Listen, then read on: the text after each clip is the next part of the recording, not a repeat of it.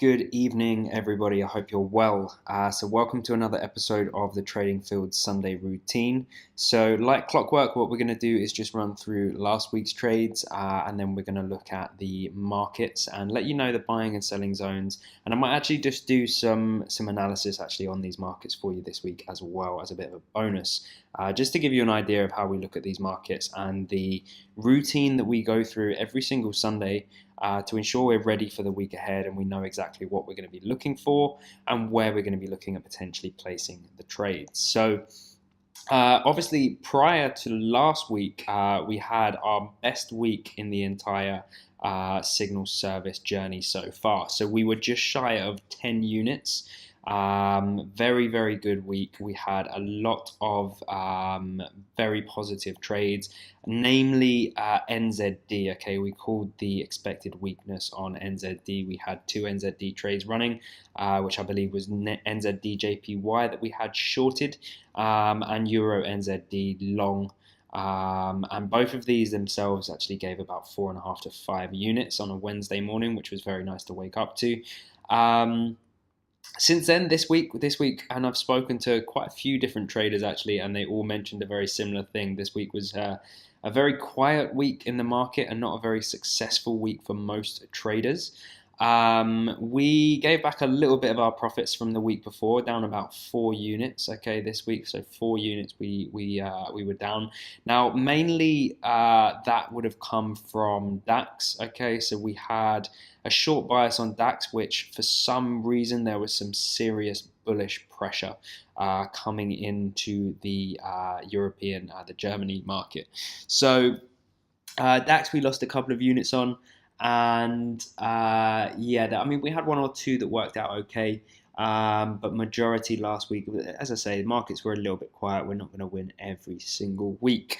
Anyway, this week's going to be a little bit different. So Yasser is actually traveling currently, heading to the UK. He's going to be there for a couple of weeks, seeing family and all sorts. And myself as well, I'm also traveling to the UK in a couple of days on Tuesday. Not to worry, we will be constantly on our phones, constantly on our laptops with the charts, and we both know exactly what we're looking for and what we're waiting for in these markets to be able to pull the trigger. So without further ado, first of all, what we'll do, let me show you the trades from last week. And we will start to have a look at where we entered the markets, the expected movements that we wanted to happen, and precisely what actually happened in those markets. So kicking off with the first trade of the week, we had USD CAD. Okay, we had a long position on CAD, which immediately started looking very, very good. But as you can see, when you look at the technical analysis, and I will go through in a little bit more detail on some of these, okay, what you'll see is we rejected quite a strong region here.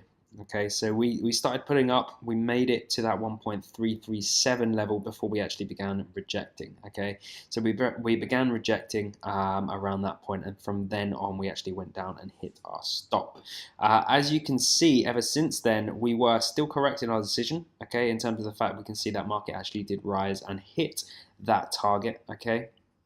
But what happened first is we actually dumped about 40 or 50 pips, created a double bottom, and then actually started rising and actually headed to that original target that we had. So a little bit unlucky on USD CAD. If we would have perhaps waited and not traded on that Monday and actually waited until the evening, we would have got, waited until the evening, we would have actually got a better price, and therefore better risk reward, and also actually hit the profits on that one. We then had gold. Okay, so gold again started very, very well. Okay, we jumped into about 30-40 pips profit, but then we had some volatility as we came towards the end of the week that we actually ended up going and tapping into our stop again, rejecting those levels of around 82.50.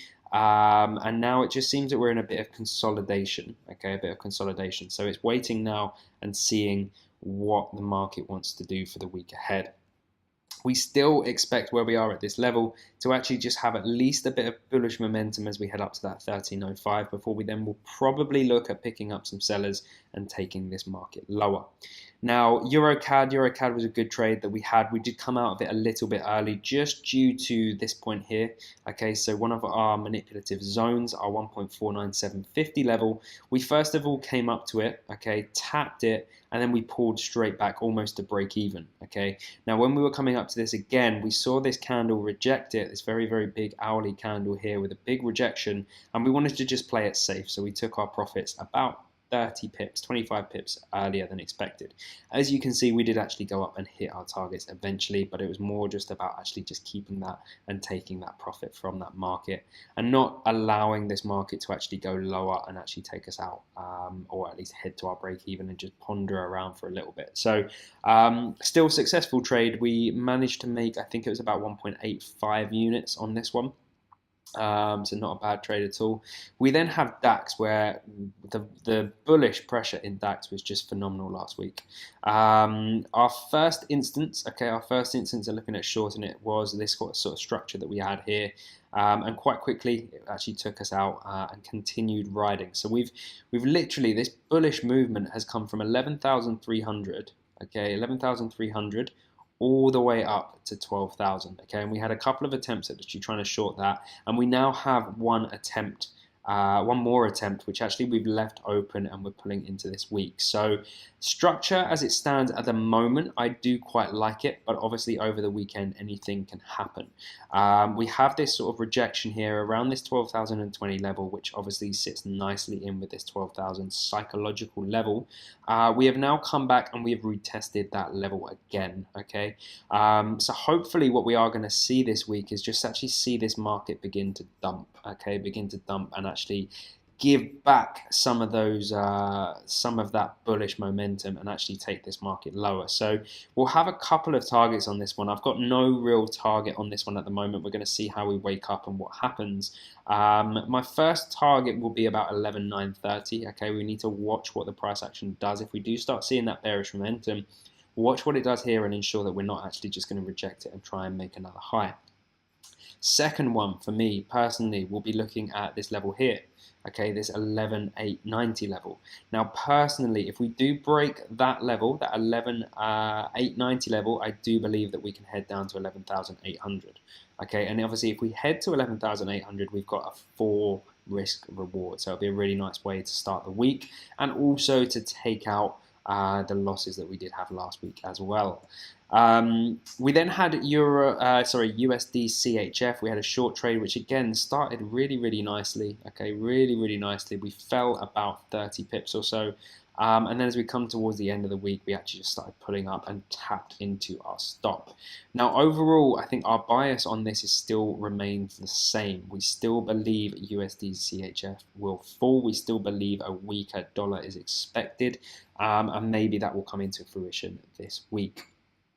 We then also had a Euro Aussie dollar trade, which as you can see where we are now, this market just didn't want to take direction last week. Okay, so from when we entered, okay, which was around the 1.5780 level, we pretty much ended the week 10 pips away from that. Okay, so consolidative region here for Euro Aussie dollar, not much movement into that week.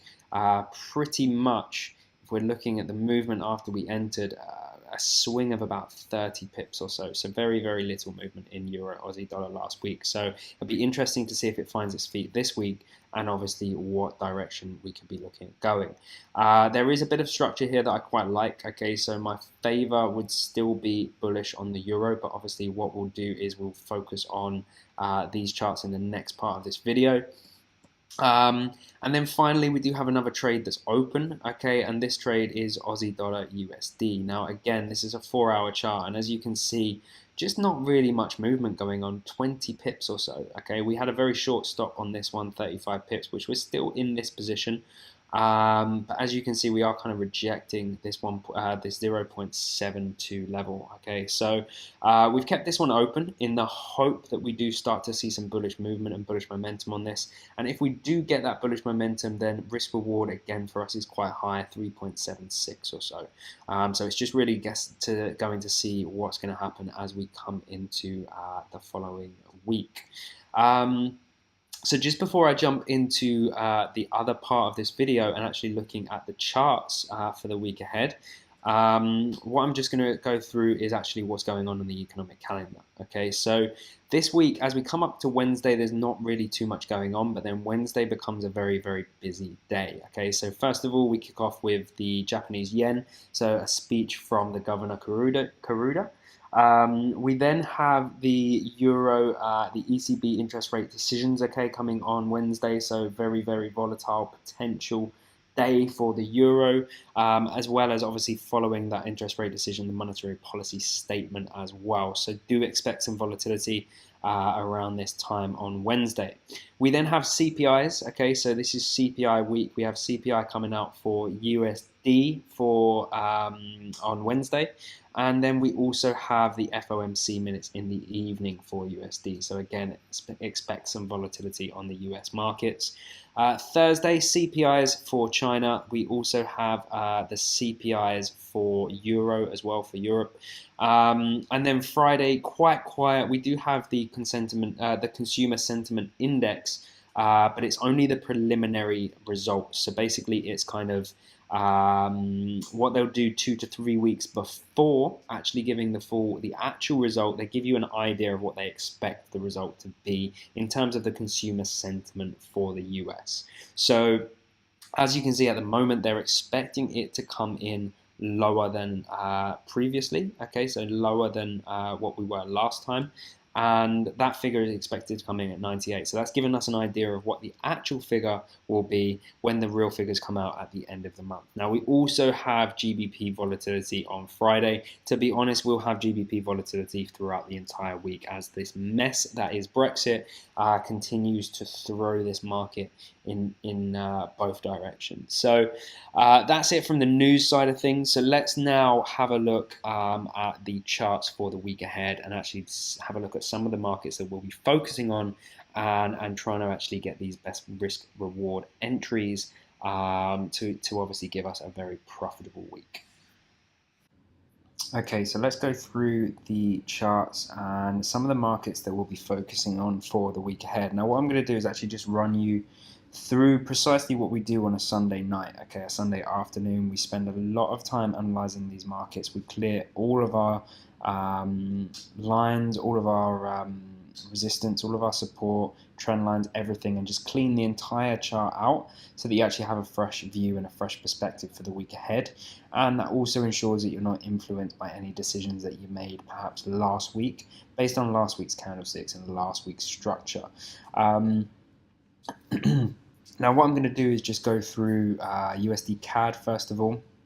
Now, as you can see on here, we are looking for that potential pullback to that 1.34 level. A little bit of a retest around this level. We're looking for those rejections, then hoping to go short. So how do we get to this decision? So what we do is we drill down through the time frames, okay? And as you can see up here, we have monthly, weekly, daily, 4 hourly, hourly, and 15 minutes. So the first thing we do is actually just jump into the monthly or the weekly time frames. And normally I will only look at the monthlies once. And that will be at the beginning of the month. So just so that I have an idea of what actually happened on that previous candlestick. Now, looking at this monthly one, where we were previously last month, you can see that we actually climbed higher up to that 1.346 level, but rejected that and actually closed below our major level here of 1.3350. Okay, so we had a big rejection on this month, on the previous month, which would have been March. Okay, and that gives us our bias that potentially for this week ahead, and as well with this big bearish pressure that we have here, potentially for this sort of next month or so, we could potentially expect that rejection to occur again and actually start to bring us down lower, especially with this huge influx of sellers. Okay, so this huge influx of sellers here which happened during the month of January. Now what you're seeing is after that a little bit of a correction, okay, a little bit of a retracement, and coming up and sitting nicely around the Fibonacci level now. Now I don't really use Fibonacci too much, okay, don't use it too much at all, not really to base any decisions on, but if I was to actually just plot that on there for you guys, what you'll actually end up seeing is that we are sitting quite nicely in our fib zone of around the 61.8. Okay, you can see we've rejected that 61.8. Okay, so we're at a crucial level. We've also at a level that we've rejected multiple times in the past, all the way back through to 2016. Okay, so we are evidently looking for shorts in this market. We then jump into the weekly, okay, and when you start to have a look at the structure on this weekly, okay, and as we zoom out, what we'll see as well is a very obvious series of lower highs and lower lows, okay. So we've got that structure in the market. We know precisely what that market is doing and how that market is moving at the moment, okay, based on the current price structure. And this is how we break down charts, okay. Every single week we do the same thing. We break down these charts, we have a look at what's going on, and we look at these potential opportunities and potential reasons where we should be buying or selling, okay. So with this one, jump into the weekly, and this is what we always normally start on. What you're seeing is some serious consolidation, okay. So 1, 2, 3, 4, 5 weeks of consolidation now, stuck around this 1.34 level, okay, stuck around this 1.34 level, and now we're also jumping into the daily. You're going to see this kind of wedge, this triangular formation coming into play as well. Now what we need to do as a trader is we need to identify whether or not we're going to bounce out of this formation to the upside, or whether we're going to bounce out of it to the downside. And what you'll see from other traders is that what they'll do is they'll basically say, well, if the market goes above this point and it closes above this point, then we'll be heading up to 1.36. But if the market doesn't do that and it closes below 1.33, for example, it will then head to 1.32. Okay, and in our opinion, that is not analyzing a market, okay. That is basically saying this market can go up and this market can go down, okay. We all know that. We all know the market can go up, down, or sideways, okay. And the majority of these traders will always say this. Now, to a degree, the reason why they do it is because obviously the dynamics of the market changes, and of course certain things will happen. Let's take DAX last week, for example. DAX, we did not expect that bullish pressure at all. And that bullish pressure could, depending on where the market closes, actually change the bias for the week ahead. Now, in this case, it hasn't for us. We still are bearish on DAX, but that's just an example of where the market actually might go against you, and then you need to review that position again. So personally, the way that we're looking at this market is, yes, we're in that triangle formation. A lot of people will probably think, okay, we're going to break that to the upside and actually create a new high up here. But just think about the bigger structure. Okay, I'm not saying this couldn't happen, but personally, I favor the downside. So what I would be looking to do is I'd be looking to get in at the highest point possible, which will be around this red region here, which is how we highlight where we want to actually short the market. Now, we teach you exactly in the course how to pick these zones, how to know where the most ideal moment and price is to actually sell this market or buy this market. But this is just an overview, just to give you an idea of the actual work that goes in on a weekly basis, on a daily basis on these charts. So that's what we're looking at on the daily. We then just jump into the 4-hourly, and here we can start to actually put a picture together of what we expect to happen price-wise. So what we want to do is we want to get here, we want to see those rejections, and then we want to see a push to the downside. We want to break this trend line, we want to come to the bottom of this zone as well. And again, we teach all of these. We teach these trend lines, we teach these zones, we teach everything in the course. And actually then what will happen if we do reach the bottom of this? Will we reject it? If we reject it, where can we go? There's so many different scenarios that happen, and that's as a trader where you need to be dynamic. Not be dynamic in terms of saying, well, the market could go up if it gets past here, but the market could also go down if it gets past here. Okay, that's not analyzing the market. That's not trading. So yeah, so USD CAD, that's my analysis for you in terms of actually how we do this, and now I'm just going to run through the biases for the week. So USD markets tend to be quite bearish for me this week. We're only looking at two. So USD CAD looking to fall and hopefully head down to that 1.3250 level if we're lucky, if we have a really good, strong, bearish week for the US dollar. USD CHF, okay, we did get tapped out stop-wise on this. Now, we do remain bullish, but what we're going to do is see if we get an opportunity just to pick this up again about 20, 30, 40 pips higher. Okay, so we'll be looking for opportunities in structure around here to then actually take this market lower. Now, GBP pairs to us look very, very weak, very, very weak. The only issue is we have news on Brexit again this week, which obviously is no change. So across all of these pairs, so GBP, JPY expecting a push up to the 146.5 region, then hopefully seeing some rejections and actually taking the market lower. GBP USD hopefully pushing up to the 1.31 level and then actually pushing lower and making it another low around that 1.29750. GBP CAD, again, looking to get that best risk reward by pushing up here into the 1.3125 level, looking for those rejections and then hopefully taking that market lower again. And this time for this one, hopefully a new low. Okay, and as you can see, again, I'll just give you a little bit of insight into what we are looking at. So we've got a high here, okay, we've got a high here, we've got a high at this point here as well. Okay, and sorry, these are in red. We've also got a high here, okay, and as you can see, this high is slightly lower than the previous high. So we are sort of posting lower highs on this market. So what we can hopefully expect is potentially, if we're lucky enough for risk reward, to actually get another lower high here, and then we can look at taking this market lower, okay. Always keep an eye on structure, always have a think about what's going on multiple time frames.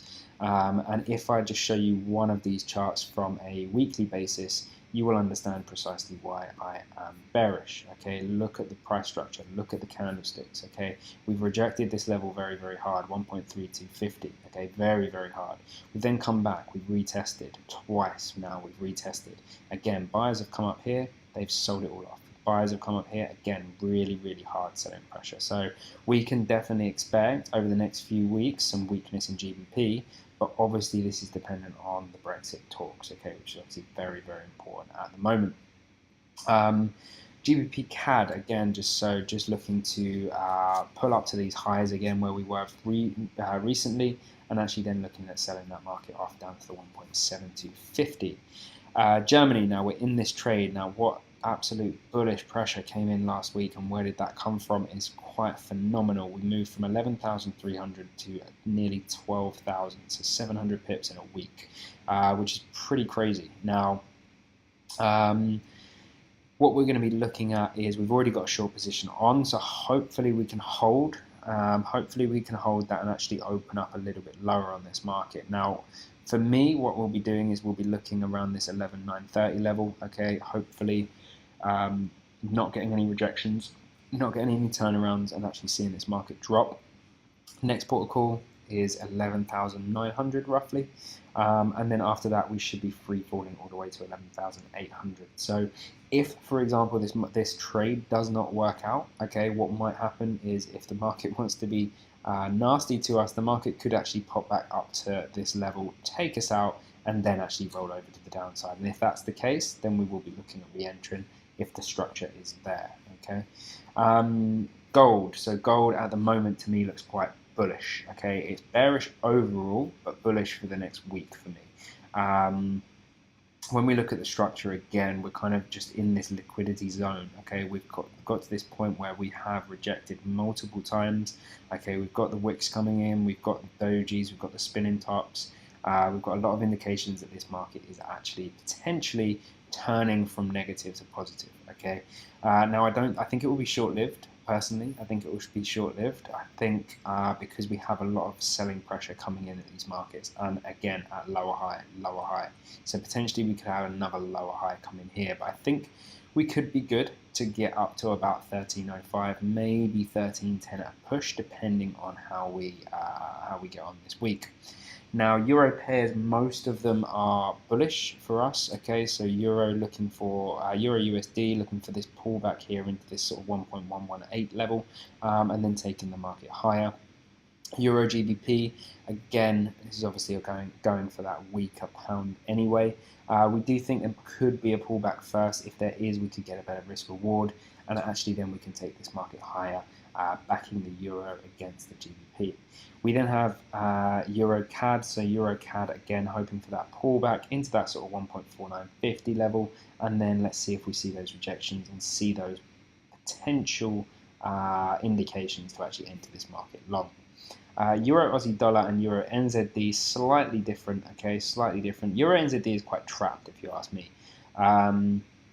I think obviously if we start touching into this 1.67 level, I think we could reject it and head down to 1.66. So the only reason I've left this market on the cards this week is because that is a 100 pip range, and a 100 pip trade with say a 20-30 pip risk is more than enough risk reward for us. Euro Aussie dollar, this is one that's looking quite bearish for me, and that is obviously because I do also favour the Aussie dollar, which I'll come on to in a minute. So yeah, looking for these pullbacks to the 1.5850, this major level manipulation zone.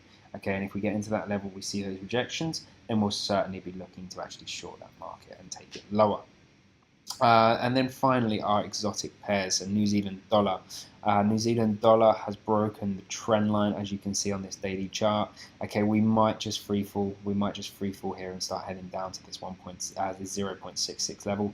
Hopefully, we can get a retest of the trend line, a retest of the previous sort of intraday support turned resistance, and also into our sell zone, which we've marked out here. So fingers crossed we can get that. And let's see if we can take that one lower. CAD JPY, very, very close to entry right now. We'll obviously wait and see how the market reacts and wakes up on Monday. But this is one potentially we could be actually taking quite soon. And hopefully for a good sort of 100, 200 pips over the week. So let's see if we can get a really, really solid entry on this market. We then have Aussie dollar. Okay, Aussie dollar USD we're already in, so I won't go over that. But yeah, bullish on Aussie dollar US dollar. And then when we look at the Aussie dollar Swiss franc, we do favour the upside as well. So we have this green buy zone here, where as you can see, pretty much every time we've been touching into it recently, we've been bouncing, and whether that's sort of 50 pips, whether it's 70 pips, whether it's 100 pips, we're bouncing from it. So it's a very, very strong level of support currently. So hopefully we can actually get another pullback into this area and find that perfect entry to take this market long. So that completes it, guys. Thanks very much for listening. I'm sorry that this one is a little bit longer than normal. I just wanted to share with you actually how we get to our bias, how we actually come up with our decisions for the week ahead, and the actual hard work, the grafting, the chart work, the ideas, how everything all comes together, and how the importance as well of actually planning your week ahead, so you're not just staring at 10, 15, 20 different charts thinking, oh, this one could be long, this one could be short. We now know that we only really want to focus on Aussie dollar CHF if we're looking at it long. Okay, unless we see that intraday opportunity. But we know we have that idea before we start the week, the kind of directions we expect from these markets, and that helps you have so much more structure as you move forward. So again, thanks guys. Sorry that Yasa isn't involved in this one. He is flying currently at the time that I was recording this video. I'm sure he's landing safely in the UK pretty soon. And next week we should be back together doing the same thing, but from different areas in the UK. So I'm flying on Tuesday evening, so don't worry, I will be back in the UK at 7:30, ready for when the markets are awake again as well. So thanks very much, guys. If you haven't already, please subscribe to our YouTube channel. Click the alerts tab just so that every time we add a new video, you'll be alerted, and then you can actually be one of the first to get our views for the week. And please like this video and comment as well if you have any questions. More than happy to help, guys, and we'll see you in the next week's episode, and fingers crossed we have a good week.